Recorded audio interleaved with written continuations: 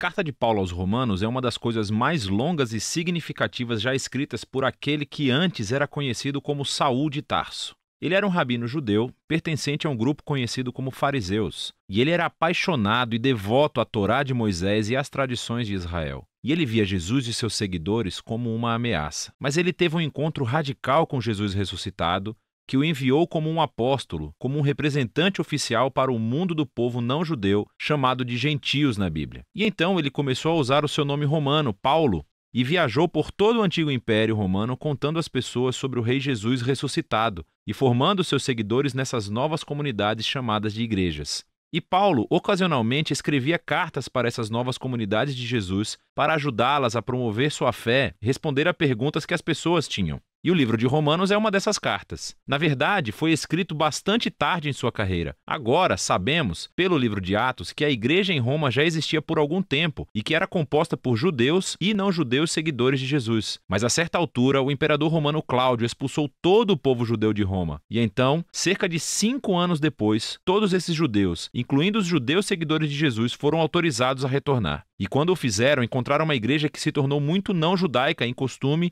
e prática. E isso criou muita tensão, de modo que nos dias de Paulo, a igreja romana estava dividida. As pessoas discordavam sobre como deveriam seguir a Jesus. Elas estavam debatendo sobre se os cristãos não-judeus deveriam celebrar o sábado, comer kosher ou ser circuncidados. E assim, Paulo escreveu essa carta com alguns objetivos em mente. Ele queria que essa igreja dividida se unificasse e tinha um propósito prático para isso. Ele esperava que a igreja romana se tornasse uma base para que a sua missão fosse ainda mais para o oeste, até a Espanha. E assim, foram essas circunstâncias que motivaram Paulo a escrever sua mais completa explicação do Evangelho, a boa nova que ele estava anunciando sobre a vida, morte e ressurreição de Jesus. A carta foi criada para ter 4 movimentos principais, mas é unificada como uma longa e fluente exploração do Evangelho.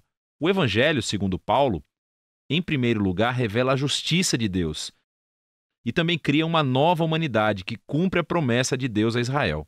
E é este evangelho que vai unificar a igreja.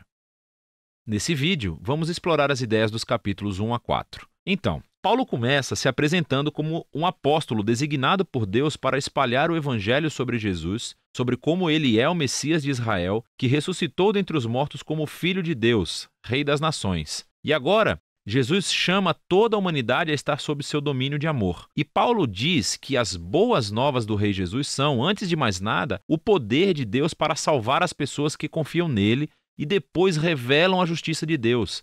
Ela descreve o caráter de Deus que sempre faz justiça, o que é certo e o que é bom, mas também que ele é fiel e justo para cumprir suas promessas.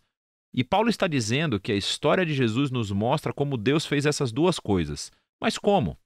Bem, primeiro ele reconta de uma forma longa e criativa a história do Gênesis nos capítulos de 3 a 11.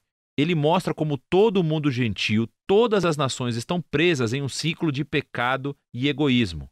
O coração e a mente humana estão partidos, afirma Paulo. Nos afastamos de Deus para abraçar a idolatria, o que significa encontrar significância suprema em coisas criadas e dar maior fidelidade a essas coisas que não são Deus.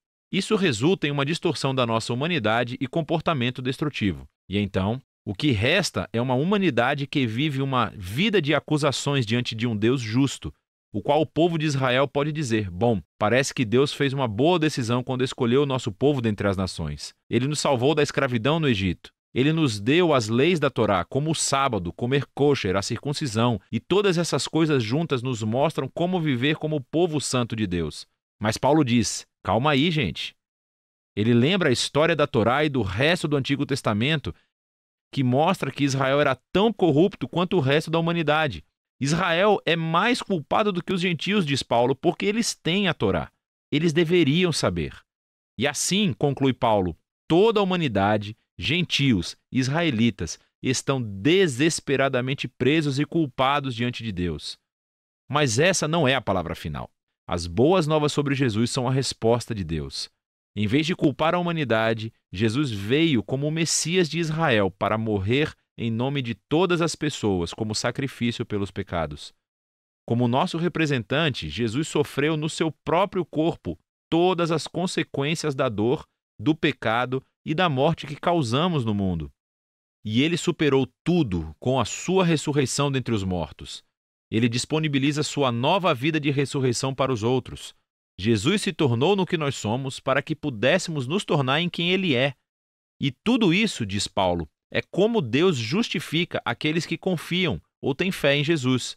Agora, justificação é outro termo rico do Antigo Testamento para Paulo e está relacionada com a justiça de Deus. Literalmente significa se declarar justo. Por causa daquilo que Jesus fez em nosso lugar, recebemos um novo status diante de Deus. Em vez de nos considerar culpados, Deus declara que as pessoas estão em um relacionamento correto com Ele e estão perdoadas. A justificação resulta em uma nova família. A pessoa que confia em Jesus recebe um lugar entre o povo da aliança de Deus. A justificação também resulta em um novo futuro, que inicia uma jornada de transformação da vida pela graça de Deus. E assim, todas essas coisas sobre justificação são um presente de Deus para aqueles que, através da sua fé, estão em Cristo Jesus. E isso leva Paulo, no capítulo 4, a explorar as enormes implicações que tudo isso tem para quem pode fazer parte da família da aliança de Deus. Ele volta para a história de Abraão em Gênesis, capítulo 15. Antes de qualquer uma das leis da Torá ter sido dada a Israel, Abraão foi justificado ou declarado justo diante de Deus. Como? Bom, Deus prometeu que Abraão se tornaria pai de uma grande família multiétnica que receberia a bênção de Deus. Mas ele e sua esposa Sara eram muito velhos, nunca conseguiriam ter filhos. Mesmo assim, Abraão tinha uma fé radical e confiança na promessa de Deus, e, portanto, Deus declarou que ele era justo. E assim, Paulo diz, agora Abraão tornou-se o pai da nova família da aliança e está se espalhando por todo o mundo. Essa família é composta de judeus e gentios que têm o mesmo tipo de fé e confiança naquele que cumpriu a promessa de Deus a Abraão, Jesus, o Messias. Então, vamos fazer uma pausa e resumir as ideias principais de Paulo aqui nos capítulos de 1 a 4, porque elas são a base para entender o restante da carta. Esse resgate, no entanto, não vai acontecer através de pessoas que tentam obedecer às leis da Torá. Pelo contrário, o caráter justo de Deus o levou a resgatar o mundo através da morte e ressurreição de Jesus, para que ele pudesse criar essa família multiétnica de Abraão baseada na fé e torná-los o seu próprio novo povo da aliança. E então, Paulo mostra como essa nova família faz parte de algo muito maior, que os leva a um novo modo de vida juntos. Mas tudo vai estar enraizado nessas ideias centrais exploradas no capítulo de 1 a 4 da carta de Paulo aos Romanos.